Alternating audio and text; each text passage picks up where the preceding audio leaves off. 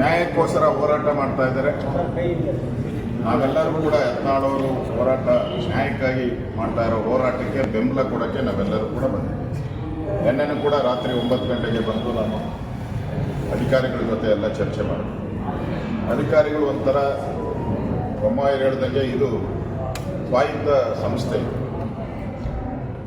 ಆದರೆ ಇಲ್ಲಿ ಆ ಥರದ ಸ್ವಾಯತ್ತತೆ ಏನು ಕಾಣ್ತಾ ಇಲ್ಲ, ಫ್ರೀಡಮ್ ಏನೂ ಇಲ್ಲ. ಇಲ್ಲಿ ಪ್ರತಿಯೊಂದಕ್ಕೂ ಮಂತ್ರಿಯನ್ನ ಕಡೆ ನೋಡುವಂಥ ಒಂದು ಚಟವನ್ನು ಬೆಳೆಸ್ಕೊಂತಿದ್ದಾರೆ. ಯಾಕೆಂದರೆ ಪೊಲ್ಯೂಷನ್ ಬೋರ್ಡ್ ಅಂದರೆ ಪೊಲ್ಯೂಷನನ್ನು ತಡೆಯೋದಲ್ಲ, ಪೊಲ್ಯೂಷನ್ ಕ್ರಿಯೇಟ್ ಮಾಡೋ ಬೋರ್ಡ್ ಇದು. ಇಲ್ಲಿ ನಡೆಯುವಂಥ ಹಗರಣಗಳನ್ನು ಲೆಕ್ಕ ಹಾಕಕ್ಕೆ ಸಾಧ್ಯನೇ ಇಲ್ಲ.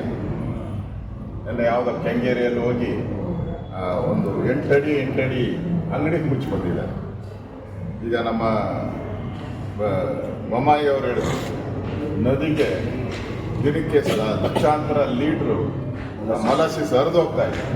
ಪಾಪ ಅವನು ಯಾವನು 8 ಅಡಿಯಲ್ಲಿ ಅಂಗಡಿಯಿಂದ ನೀರು ಹೋಗ್ತೈತೆ ಅಂತ ಅವನು ಬಂದು ಮಾಡಿದ್ರು. ಅಂದರೆ ಅರ್ಥ ಆಯ್ತಲ್ಲ, ಇಲ್ಲಿ ಬರಬೇಕಾದ್ರೆ ಇಲ್ಲಿ ಪಂಚೆ ಉಟ್ಕೊಂಡು ಜುಬ್ಬ ಹಾಕ್ಕೊಂಡು ಬಂದರೆ ಇಲ್ಲಿ ಎಂಟ್ರಿ ಇಲ್ಲ. ಇಲ್ಲಿ ಕೋಟ್ ಹಾಕೊಂಬರ್ಬೇಕು, ಟೈ ಇರಬೇಕು, ಶೂ ಇರಬೇಕು, ಸೂಟ್ ಕೇಸ್ ಅವ್ರಿಗೆ ಮಾತ್ರ ಇಲ್ಲಿ ಎಂಟ್ರಿ, ಬೇರೆಯವ್ರಿಗೆ ಇಲ್ಲಿ ಏನು ಎಂಟ್ರಿ ಇಲ್ಲ.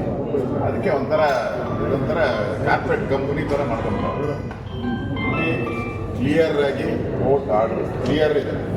ಅದರಲ್ಲಿ